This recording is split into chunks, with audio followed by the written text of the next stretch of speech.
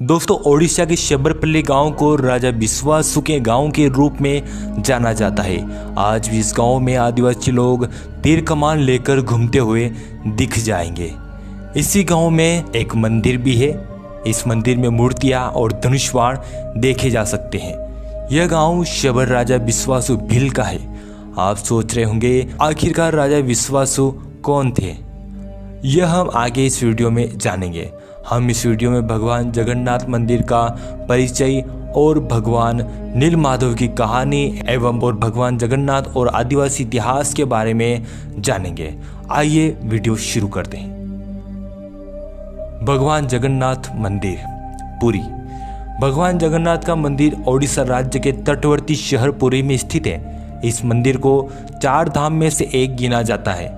इस मंदिर का वार्षिक रथ यात्रा उत्सव प्रसिद्ध है। इस मंदिर में 3 मुख्य देवता भगवान जगन्नाथ, उनके बड़े भ्राता बलभद्र और भगिनी सुभद्रा है। इन तीनों की अलग अलग भव्य और सुसज्जित रथों में विराजमान होकर नगर की यात्रा को निकालते हैं।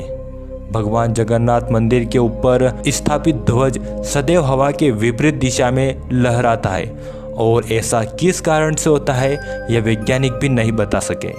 यह मंदिर 4 लाख वर्ग फुट क्षेत्र में फैला है। इस मंदिर के पास खड़े होकर इसका गुंबद देख पाना असंभव है। मुख्य गुंबद की छाया दिन के किसी भी समय अदृश्य ही रहती है। इस मंदिर का इतिहास बेहद ही गौरवशाली रहा है।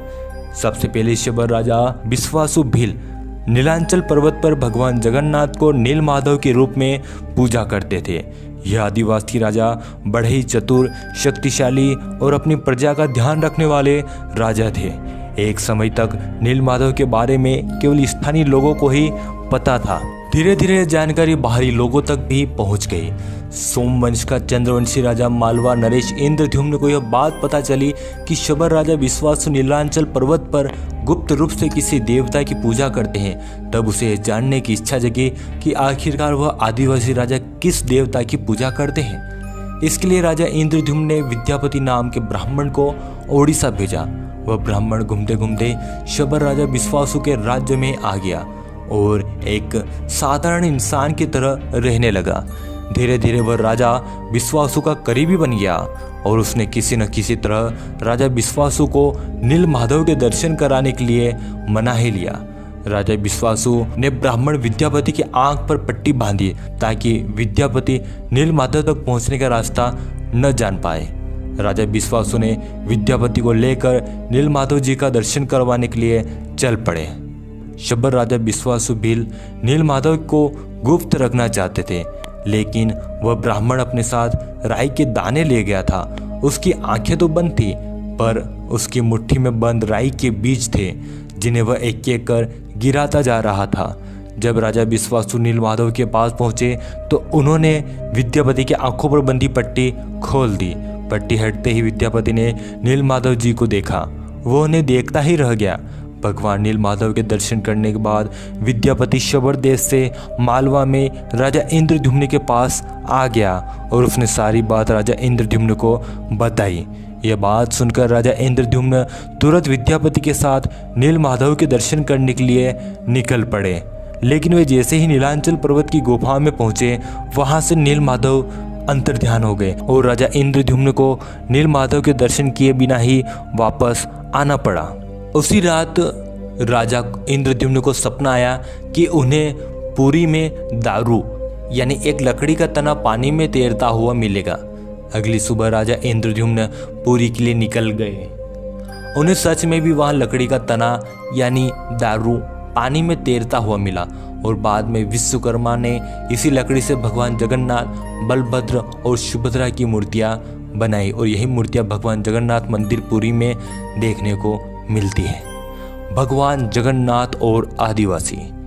भगवान जगन्नाथ को मूलतः शबर राजा विश्वासु भील द्वारा ही पूजा जाता था।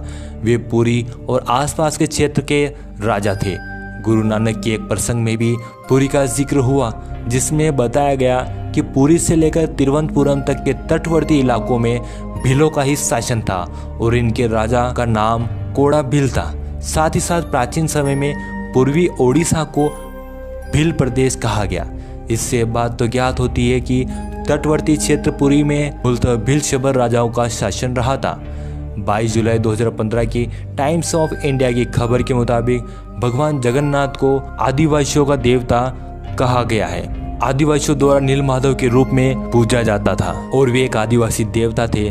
जगन्नाथ का एक नाम काकाडोला है, जो कि एक आदिवासी शब्द है और ठेठ ओडिया संस्कृति में उन्हें अभी भी उस नाम से बुलाया जाता है। एक बार एक विद्यापति नाम का ब्राह्मण षड्यंत्र पूर्वक आदिवासी क्षेत्र में नीलमाधव को देख लेता है और वह राजा इंद्रद्युम्न को आकर बता देता है।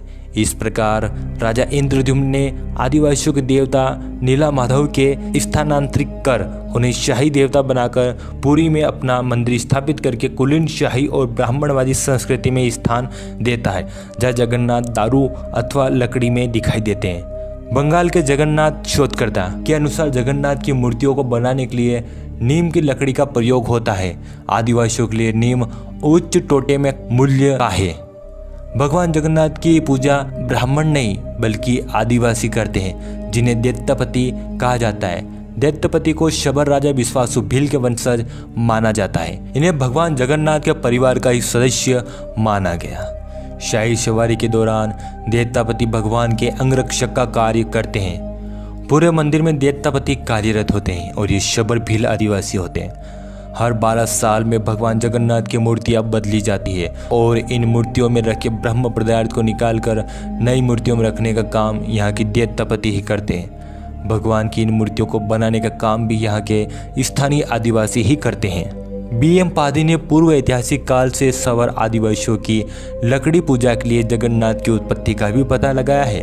उनके अनुसार लकड़ी की पूजा आदिवासी वर्ग करता है और यही पूजा पद्धति धीरे धीरे अन्य धर्मों में प्रवेश कर गई। जर्मन ओडिया अनुसंधानकर्ताओं ने भी यह माना कि जगन्नाथ मुख्य रूप से आदिवासी देवता है।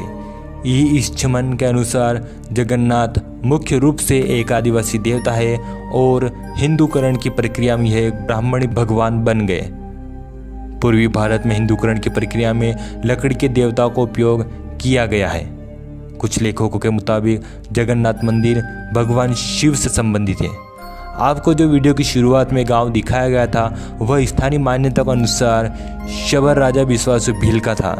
कल्लीपल्ली गांव को भी राजा विश्वासु भील का गांव माना गया है। कंटीला नयागढ़ में नीलमाधव का मंदिर भी स्थित है। उम्मीद है आपको ये वीडियो पसंद आया होगा। इस वीडियो को लाइक करने के साथ अधिक से अधिक शेयर करें। आप हमारे चैनल पर नए हैं तो इस चैनल को सब्सक्राइब कर ऑल नोटिफिकेशन चालू कर लीजिए। आपका कीमती समय देकर ये वीडियो देखने के लिए धन्यवाद।